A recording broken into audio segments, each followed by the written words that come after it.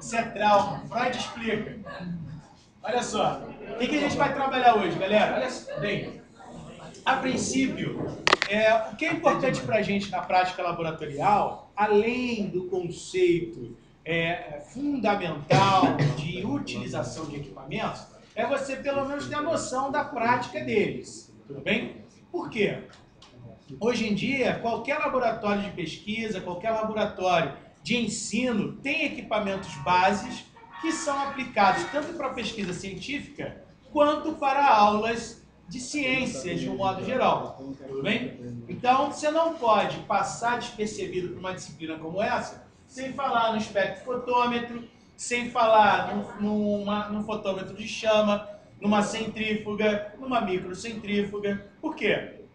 São estruturas, são aparelhos que são aplicados a qualquer prática laboratorial. Tudo bem? Só para a gente ter o grau de importância disso, eu recebi de uma colega do mestrado um material relacionado à pesquisa científica. Ué, cadê?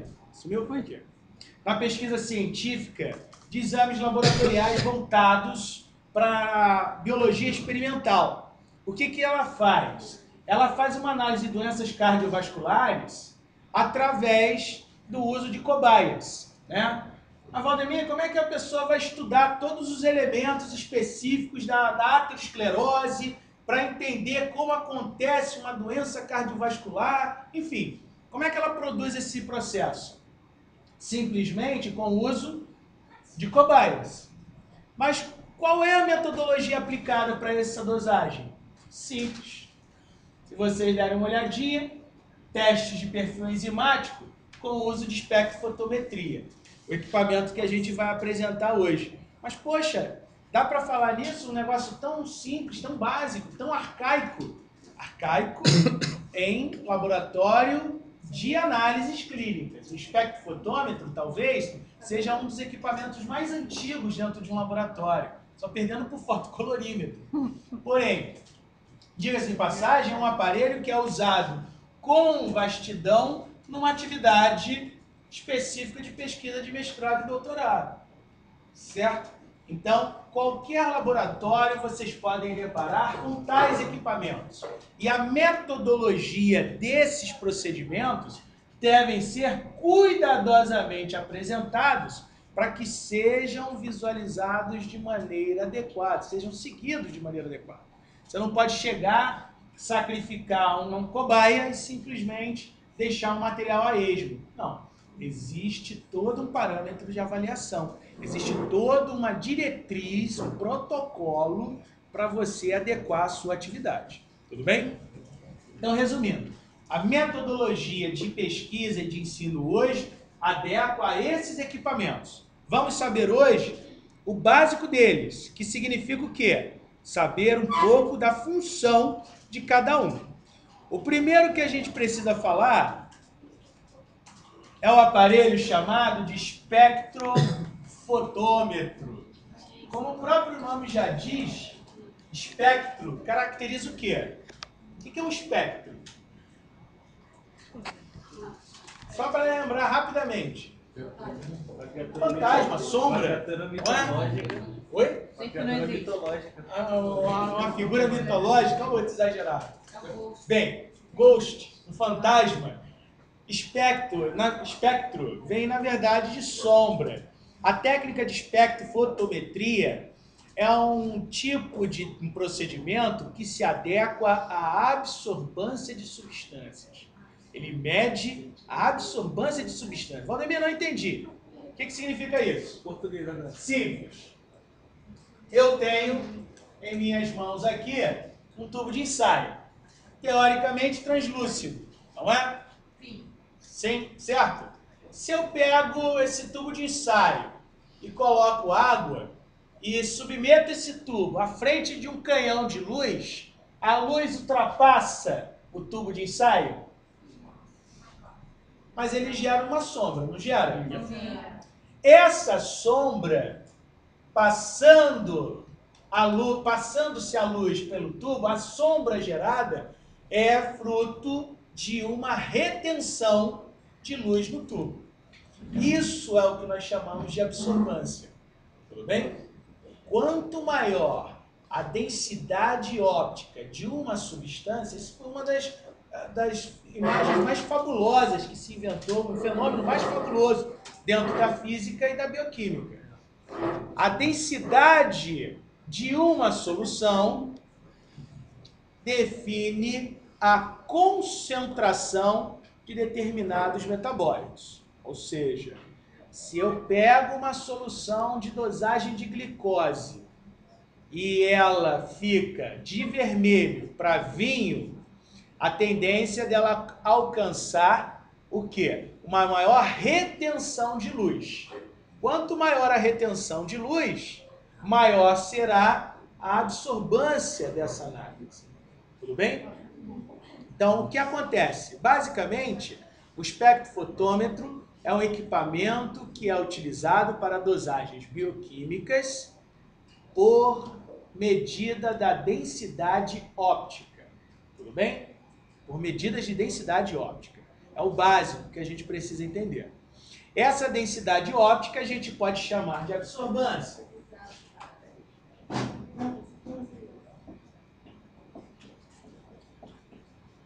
E outro procedimento que é a transmitância. Conseguiu ver?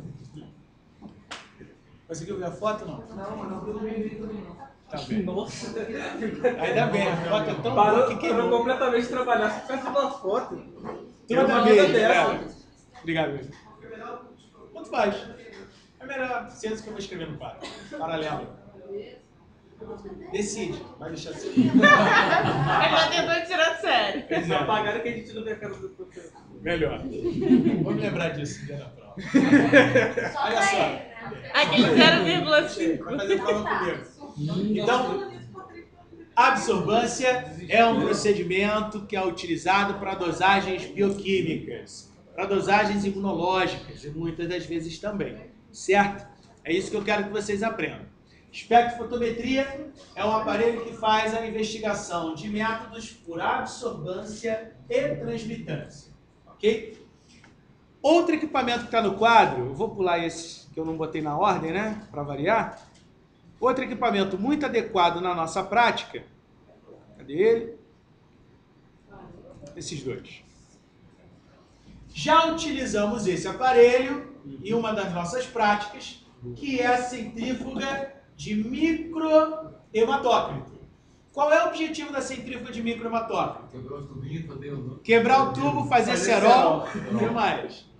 O objetivo prático e lógico seria qual? A execução do exame de microhematócrito, que é nada mais, nada menos do que o quê? Você centrifugar um tubo capilar por uma rotação superior a 30.000 RPMs, 30.000 rotações por minuto, com o intuito de avaliar a parte sólida em relação ao sangue total. Então, basicamente, a centrífuga de microhematócrito, a grosso modo, é um aparelho, é um equipamento adequado para centrifugar tubos capilares para a execução do exame microhematócrito. Tudo bem? Então não tem mistério nesse tipo de estrutura. Tá certo? Centrifugar tubo capilar para análise do microhematócrito. Submetendo uma centrifugação igual ou superior a 30.000 RPMs por 10 minutos. Só um pouco de raciocínio. A metodologia diz 10, mas 5 minutos é o suficiente. Vai fazer... Negligenciando, que coisa feia. Comendo 5 minutos Manda ali. passando um Não, exemplo. É igual o truque de dia, programa de culinária, né? O bolo já tá Pois é. pré-assado. Quantos exames você faz em 5 minutos? Pois é. Bem mais rápido. Quando deixa o bolo pré-assado. Deixa o bolo Ganha esse pré-assado. Ganha esse tempo. É dinheiro. Pois é. Falou tudo. Nossa. Então, Velho exemplo todo esse aí, procedimento aqui é feito de 5 a 10 minutos, só para não ficar triste ali o meu colega, né? Não ficar magoado, mas 30.000 RPMs é a velocidade suficiente para usar a metade do tempo, sem mistério. Porém, esse outro equipamento aqui a gente não mexeu. Eu pretendo mostrar para vocês. Eu passei rápido pelo espectrofotômetro, porque ele não está em nosso acesso aqui. Mas a centrífuga grande está. Então essa é uma prática que nós vamos utilizar. Objetivo da centrífuga macro, ou simplesmente centrífuga, é nada mais nada menos do que centrifugar tubos de ensaio de grande porte. Tudo bem? Exemplo. Valdemir, eu preciso fazer uma prática muito comum em laboratório, que é a centrifugação de tubos de ensaio para separar parte líquida da sólida, ou separar sedimentos, no sentido de coleta de sangue. Por exemplo, colhi o sangue do paciente no tubinho tijolo e vou submeter à centrifugação. O que vai acontecer? A velocidade que ela alcança, até 20.000 RPMs, é suficiente para botar a parte sólida ao fundo e a parte líquida fica submersa. Na verdade, fica sobrenadante, melhor dizendo. Fica na parte superior. Parte líquida para cima, parte sólida para baixo. Por quê? Centrífuga, o que ela faz? Ela faz um procedimento de rotação em alta velocidade, permitindo com que a força centrífuga haja, levando toda a parte sólida para o fundo do tubo. E a parte líquida permeia como sobrenadante. Tudo bem? Então essa é uma prática usual. Isabela, vê para mim se tem tudo centrifugado ali na geladeira para mim. Por quê? E a partir dessa forma é que nós conseguimos avaliar algumas dosagens bioquímicas, dosagens sorológicas, de um modo geral. A execução de alguns exames, como o IAS e outras práticas, também são adequadas. Tá bom? Então, centrífuga, vamos lá. Qual o objetivo da centrífuga? Separar soluções heterogêneas.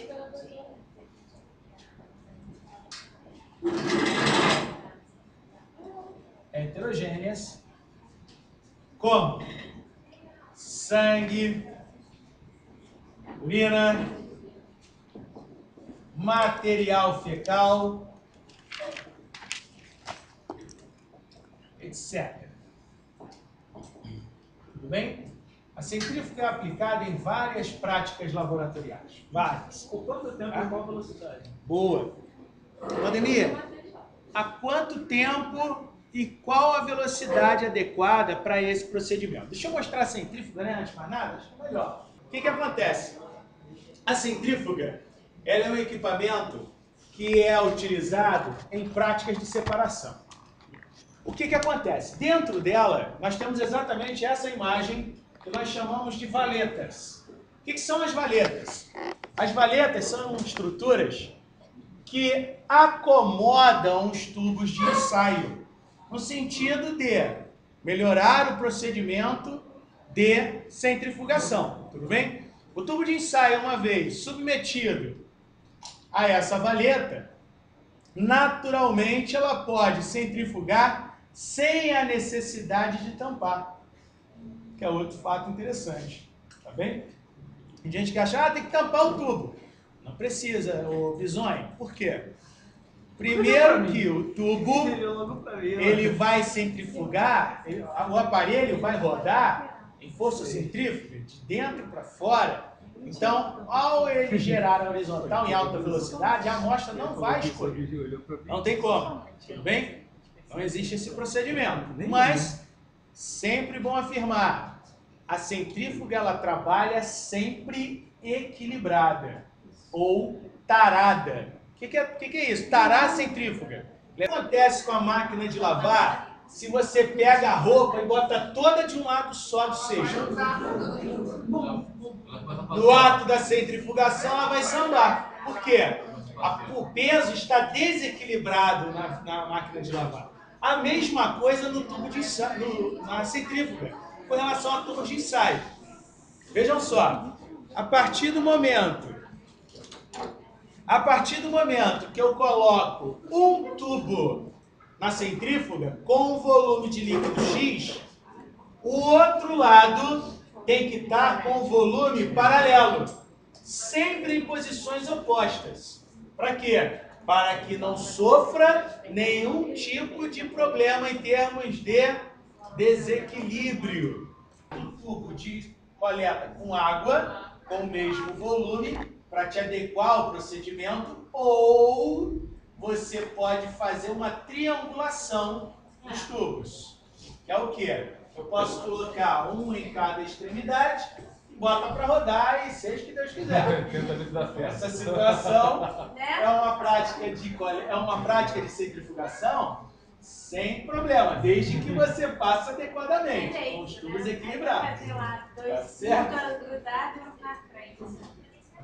Tá, olha para mim dele, por favor. O focinho da língua. Tá certo? Mentira. É sério. Tá de brincadeira. Olha o sanguinho pra mim.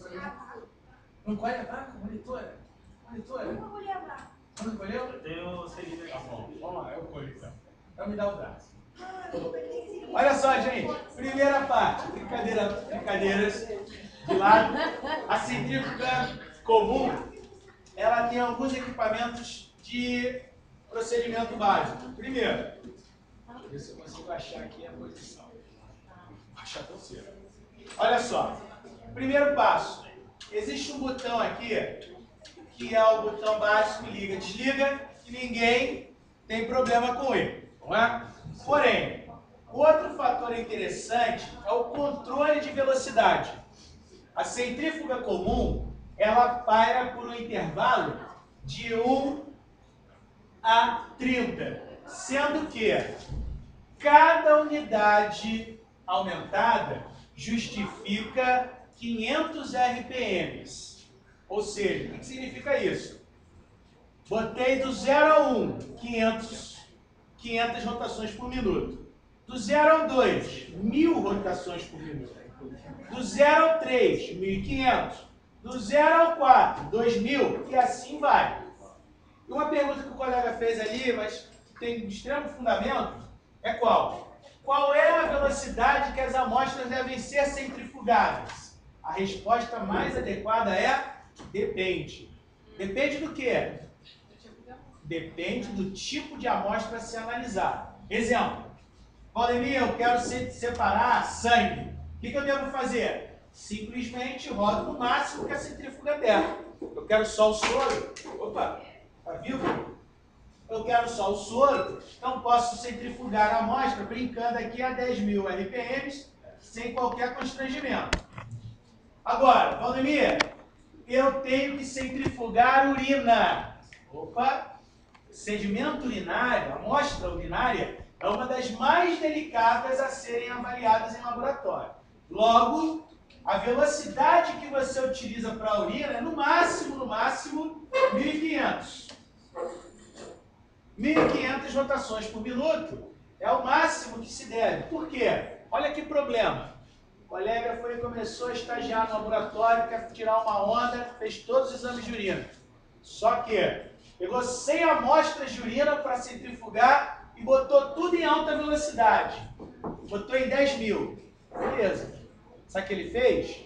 Ele destruiu todas as células que deveriam estar naquele material urinário. E aquela pessoa que tem infecção urinária, aquela pessoa que está cheia de cristal, cheia de problemas, vai passar despercebida porque foi destruído o sedimento urinário durante essa centrifugação. Então, resumindo a história, amostras de urina não podem ser centrifugadas em velocidade superior a 1.500 RPMs. A mesma aplicação se tem a material fecal. Por quê? Qual o objetivo de você analisar o material fecal?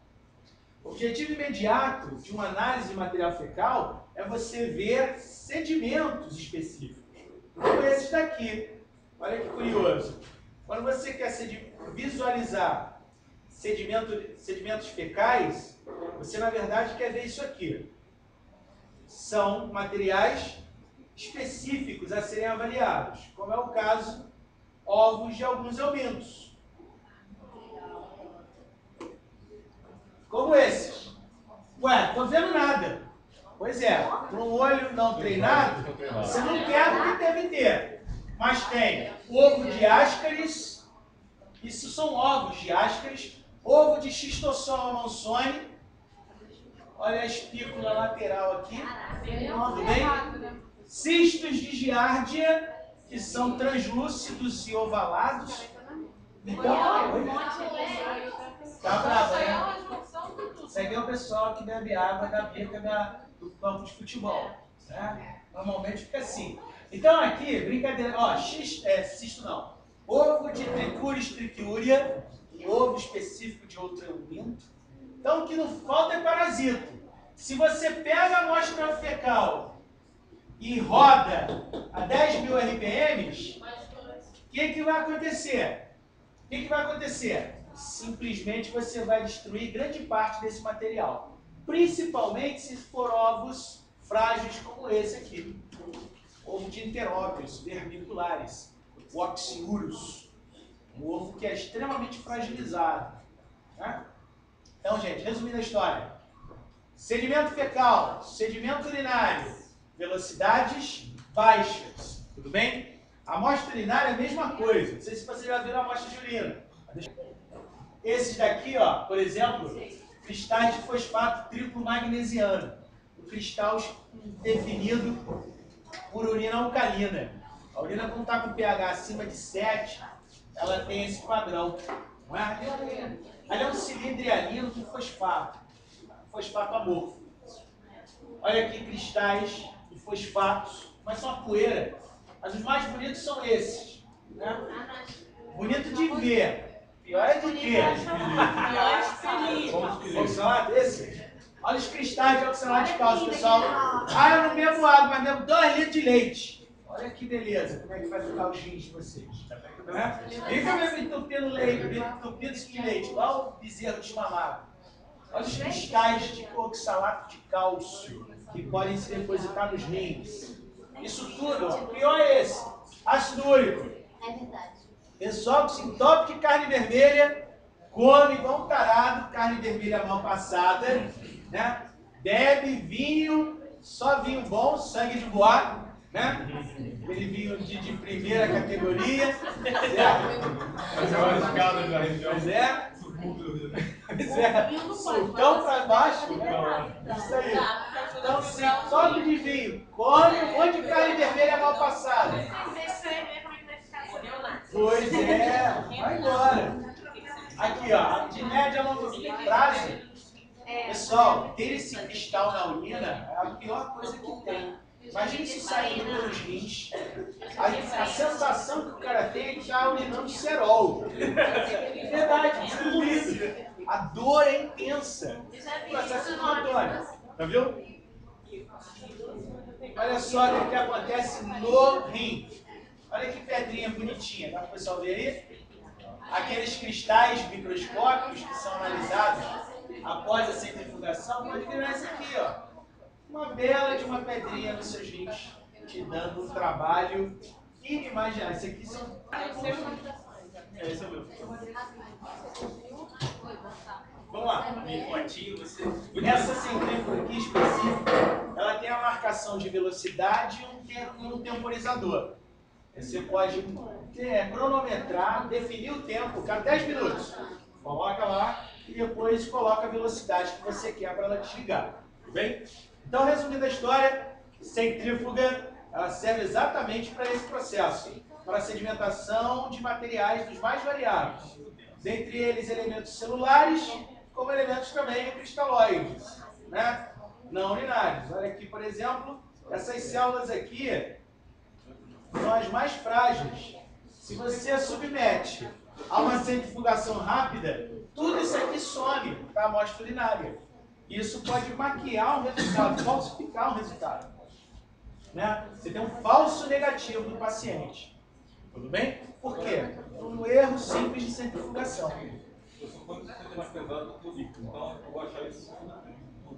Sim, justamente. É tanto que nessas práticas de centrifugação, especificamente de urina e de fezes, você descarta o sobrenadante e utiliza apenas o fundo, depósito daquele material. Tudo bem? É uma prática comum. Isabela, conseguiu colher? Olha só, o que nós temos aqui? A amostra do nosso digníssimo Edmar já está coagulada, quase coagulada, né? Vou dar mais um tempinho, só para não ficar tão ruim. O certo é centrifugar o sangue apenas total. Não. Foi menos de 5 minutos. O tempo de coagulação da pessoa é de 5 a 10 minutos. Acho que tem nem 10 minutos de pôr o sangue. Então, está dentro do normal. Se não for, é hemofilia. Não tem problema. Vai morrer sangrando. Eu sou um tarado nessa aqui, eu tenho hemofilia. Então, o que acontece? Se eu pegar a amostra do Edmar e colocar na centrífuga sem qualquer véspera de dia do namorado, centrífuga, sem qualquer tipo de posicionamento, a tendência da centrífuga baquear, bambolear. E o ideal não é isso. O ideal é a gente colocar com a amostra de sangue paralelo, no caso de água, né, paralelo, para que se tenha um bom equilíbrio disso. Segura aí teu sangue daqui a pouco. Pronto, aí, já foi. Não vai morrer de hemofilia, coagulou. Teste simples usado para pesquisa de hemofilia. Tempo de coagulação. Colhe o sangue sem anticoagulante, preserva numa temperatura ambiente, numa temperatura de 36 graus, perdão, segurando em mãos. E logo depois você, ó, no intervalo, você inverte os tubos. Legal. Coagulou? Beleza. Tempo de coagulação normal. Não coagulou? Falta de fatores de coagulação. O que tem ali, na verdade? Ele tem uma deficiência de fatores, não plaquetas. Falta de fatores de coagulação. Tempo de sangramento, plaquetárias. Nós temos dois tipos de coagulação, de eventos hemostásicos. Um é a agregação plaquetária e o outro é a coagulação. A agregação plaquetária são os tijolos, né? São as plaquetas que são fragmentos que vão se depositando nos vasos. A segunda etapa é a colocação do cimento, que é a fibrina. A fibrina é medida exatamente nessa técnica. Tudo bem? Então, o que eu vou fazer? Simplesmente, se eu pegar a amostra do Edmar, colocar na parede, achar a tomada, claro. Aqui, ó. Vou ligar o aparelho. Simplesmente colocar o tubo na valeta. E não adicionar. Vou fazer só um teste. Não vou colocar nada específico. Vamos fazer um test drive.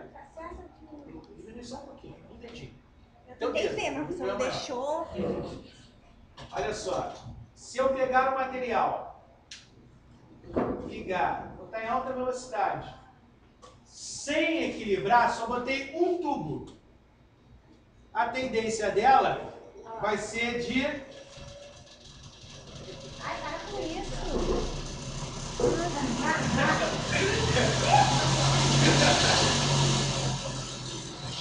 A sorte é que ela é muito pesada e ela não vai andar. Tá dando?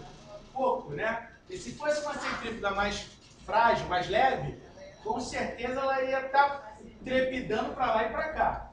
Olha a diferença agora colocando um tubo em posição oposta. Vamos ver. Deixa ela parar primeiro. Deixa ela parar. Pra cá morre. Posição oposta é o que, na verdade?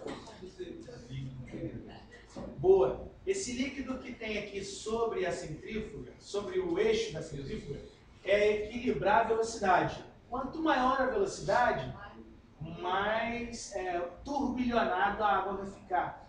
Então, exatamente aqui você tem as medidas de 1000 RPMs, 2000, 3000, 4000. Você vai avaliando pelo turbilhonamento dela. Consegue, vai ver agora. O que eu vou fazer? Ó? Peguei o tubo, vou botar em posições opostas. Vocês vão ver com calma, na prática. Posições opostas. O que eu fiz? Ó? Só para vocês entenderem. Eu peguei um tubinho, botei num lado e peguei o outro de água, botei no outro. Na mesma direção. Na mesma direção. Certo? Invertidos. Não, invertidos. Nesse caso aqui é invertido. Deixa eu mostrar como é que fica. Isso aqui tá balançando no modelo. Diferença agora, galera.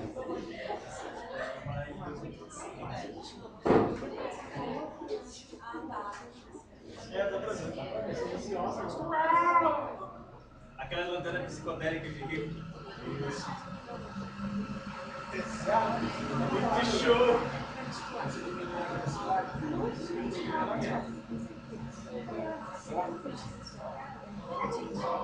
Resumindo, vou deixar o sangue centrifugando sem qualquer problema. Pode ficar ali sem mistério algum. Tudo bem? Olha, essa é a centrífuga chamada de centrífuga grande. Bem, esse tipo de equipamento aqui, galera, faz exatamente o oposto que a centrífuga faz. Enquanto um separa, esse daqui mistura. Mas as misturas que são adequadas a este é exatamente para procedimentos técnicos que demoram tempos. Exemplo, é muito comum você usar o agitador de Klein para você colocar a famosa placa escavada de Klein, que é o quê? Lembra que eu mostrei para vocês a placa escavada? A placa escavada é essa vidraria aqui, ó, que é adequada para testes de VDRL, teste de sífilis. Curiosamente, essa técnica que usa a placa escavada, deixa eu botar aqui, o próprio nome já dedura, né? É uma técnica que demora de 10 a 15 minutos de homogeneização manual. Então, imagina você pegar um negócio desse, uma vidraria como essa, botar numa superfície, num pano, num papel e ficar lá 15 minutos batendo bolo. Não dá. Então, esse tipo de equipamento, o agitador de Klein, foi origem para a placa escavada de Klein. O método foi aplicado depois. Tudo bem? E você simplesmente faz o quê? Olha só que charme. Simplesmente bota a amostra uma batedeira. Um equipamento que serve especificamente para mistura, para homogeneização. Tudo bem? Não tem mistério. Você é uma pista de dança, hein? Deixa eu explicar. É? Uma pista de dança, né? Olha só, paralelamente. Olha como o nosso colega está desidratado. Obrigado pela... Olha só.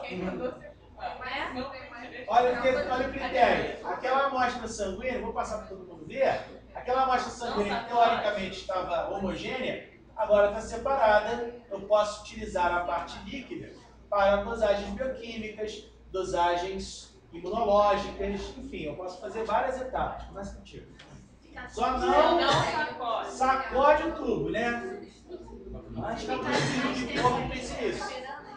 Certo? Bem, paralelamente, agitador de Klein, então, para procedimentos de homogeneização. Vamos lá, bota aí. Agitador de Klein.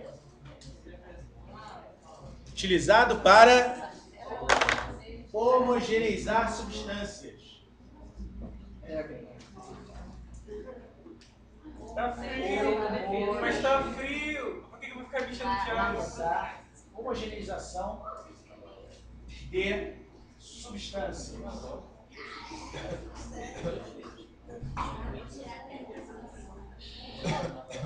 Homogeneização de substâncias. Só botar água. Por exemplo, aqui nada mais, nada menos a solução de água e sabão. Só para a gente ter uma noção. O que o agitador de Klein vai fazer? Ah, eu não estou afim de ficar aqui fazendo esse procedimento, né? De mistura até formar bolinha. Não tem problema. Adequa aqui o centro de segurança dele. Determina a velocidade. Liga a música. E deixa lá dançando creu na velocidade 3, 4, 5. À vontade. Tudo bem? Meu Deus! Não. Mas vai acontecer caindo no notebook e acabar com ele. Eu aqui, né? Ou no seu também. Certo? Para isso serve esse equipamento. E detalhe, ele tem um temporizador, né? Se você quiser definir O tempo, não, esse não tem. O outro tem. Alguns aparelhos têm temporizador, você pode definir o tempo que vai colocar. 15 minutos homogeneizando. Tem um laboratório que não tem aí, ele tem o temporizador, você tá mentindo. Sim. Já coloca, né? Pois é, fica tentando lá, igual tarado. Então aqui, ó. Homogeneizar soluções, agitador de Klein. Joia? Próximo equipamento. Vamos lá. Vamos falar desse aqui logo. Estufa bacteriológica. Esse não dá para trazer para cá. Vocês vão ter que ver comigo ali. Ambiente, 28 graus, 30 graus, vamos dizer assim, talvez não seja o ideal para o crescimento de bactérias. O que faz a estufa bacteriológica? Simplesmente mantém uma temperatura executável para a reprodução dessas bactérias. Então simula uma temperatura ideal. No caso, 36, 37 graus é a temperatura ideal para que se processe um ambiente adequado para o crescimento microbiano. O que é feito é exatamente isso. Eu peguei a placa semeada, joguei na estufa bacteriológica e vou mantê-la ali por intervalo de 24 a 48 horas para posterior análise. Valdemir, a maçaneta está limpinha, estéril. Não cresceu nada. Valdemir, a maçaneta está suja. Bem feito, está cheio de pontinho aqui.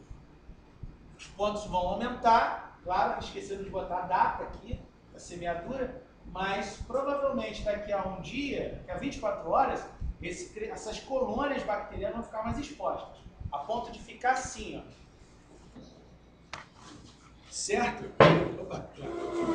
A tendência é você ter essa imagem aqui. As bactérias, as colônias bacterianas estão se projetando com o intuito de dominar o ambiente. A vantagem da estufa bacteriológica é significativa em relação à estufa de secagem. A bacteriológica ela tem uma vantagem de ter uma porta de vidro de proteção. Tá certo? Quando a gente fala de estufa de secagem, a gente tem a mesma atividade, a mesma ideia. Porém, a estufa de secagem ela não tem um antiparo de vidro. Ela não tem uma porta de vidro de proteção. Já esta tem. A bacteriológica tem. Para quê? Calha de eu estar fazendo uma prática de semeadura de bactérias de transmissão aérea. Bacilo de Koch. Ou pegar vamos pegar pesado, uma Neisseria meningitidis, meningococcus. Eu posso deixar aberto ali o material a esmo? Não. Eu tenho que ter uma barra de proteção. E exatamente aquele aparelho, aquela estufa, permite isso. Você abre a porta de acesso, você tem uma de vidro, que precisa ser aberta para você ter acesso ao meio de cultura. Tudo bem? É diferente. Certo? Então vamos lá. Qual a função da estufa bacteriológica? Cultura de micro-organismos. Cultura cultivo, né?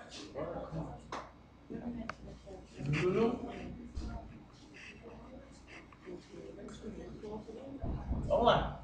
Qual a diferença então? Isso. Letra, hein? Lê, né? Tá. Perdão. Estufa bacteriológica. Objetivo master. Qual? Cultura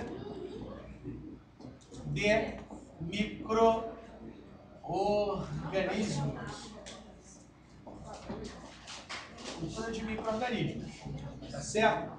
Fungos, bactérias, rickétsias, enfim. Você faz o uso da estufa bacteriológica. Bem? Por quê? Ela simula temperatura ideal para sua reprodução. Por quê? A bactéria quer basicamente o quê? Alimento e uma temperatura ideal para o seu desenvolvimento. Mais nada. Vocês depois podem dar uma olhadinha nela e mexer. Claro que não vai ficar abrindo para lá e para cá. mas pode analisar a estufa bacteriológica. A diferença dela é o quê? Possui porta de vidro, que é de proteção. Diferente da estufa bacteriológica, da estufa de secagem.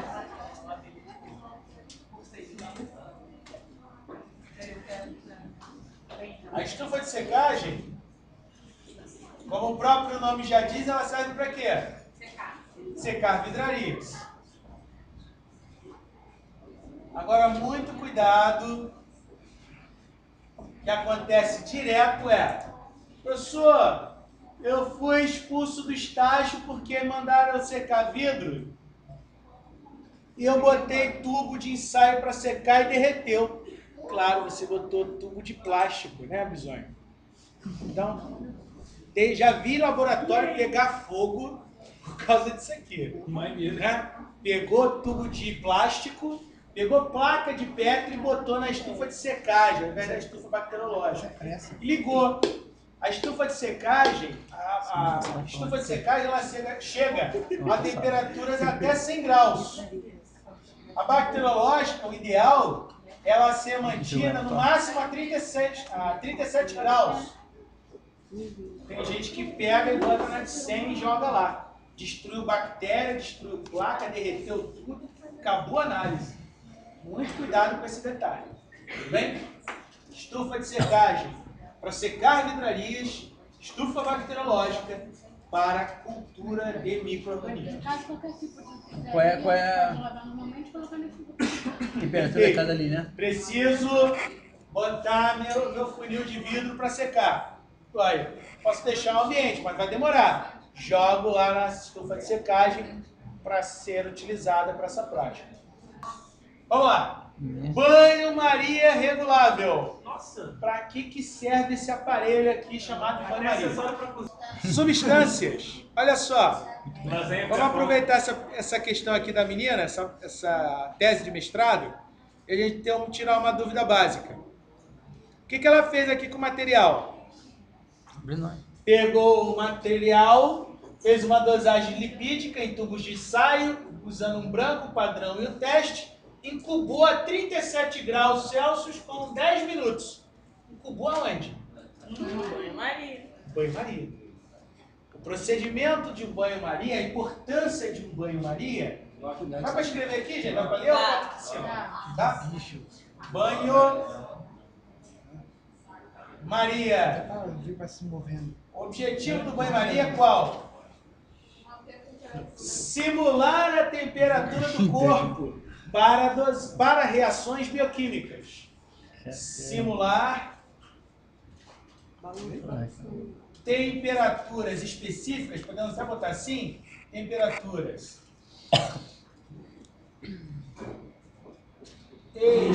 específicas Em vez de usar a estufa de secar, ele usa a banho-maria e fazer lasanha. para Pega a lasanha para ponta.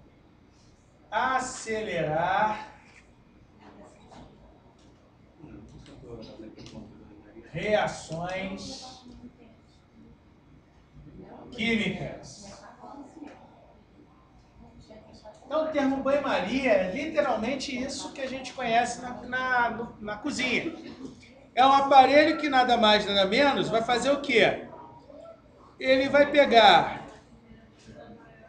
como a gente vê aqui, né? O banho-maria é um equipamento como aquele, ali no lado direito dos senhores, ó, do lado da microcentrífuga, lá no canto, onde você coloca a água, dentro dele existe uma resistência que você determina a temperatura de 37 a 56 graus, dependendo da técnica a ser utilizada, e dali você submete o tubo de ensaio pelo tempo preconizado para análise.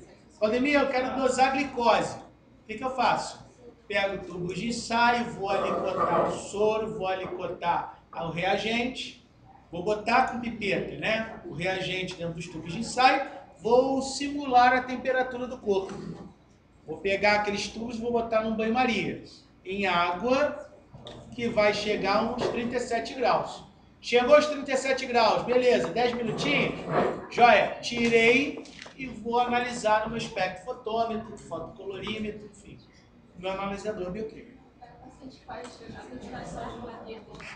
Também, boa, esse teste que eu fiz agora com o Edmar, brincando, né? O certo é pegar o tubo após a coleta e manter no banho-maria por 5 minutos. Depois tirar para ver se coagulou ou não. O certo é esse. Bom? Oi? Quando tem banho-maria, quem é o banho-maria improvisado? A mão do estagiário. Banho-maria regulável, o próprio nome já diz, você pode ajustar a temperatura a ser avaliada. Tudo bem? Mais 2, para fechar com chave de ouro. E não fazer simulação. Não, vamos fazer o seguinte, melhor. Vamos parar aqui. Eu vou tacar esses slides. Quer dizer, já estão lá. Né? Só para vocês verem que existem equipamentos dos mais variados no laboratório. Mas eu quero mostrar para vocês o laboratório 3, que tem equipamentos que a gente não consegue ter acesso em outros lugares. E lá não tem, por exemplo, tem um destilador que está fixado. Tudo bem? Vamos dar um pulinho lá rapidinho?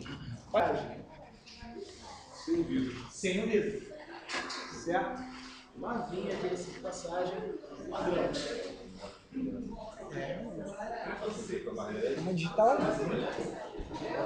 Deixa eu filmar isso aí. Ah, sim. Canal interessante. A cola já vem da... Olha bem, isso aqui já é bacteriológico. Não, secagem também. Gente, olha só.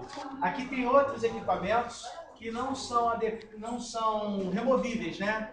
Por exemplo, aqui só para lembrar, isso aqui é removível, é a estufa de secagem que eu apresentei na imagem. Aqui você pode ver que não tem nenhuma tela de proteção. Tudo bem? Podem olhar depois com calma. Esse daqui de grande, que está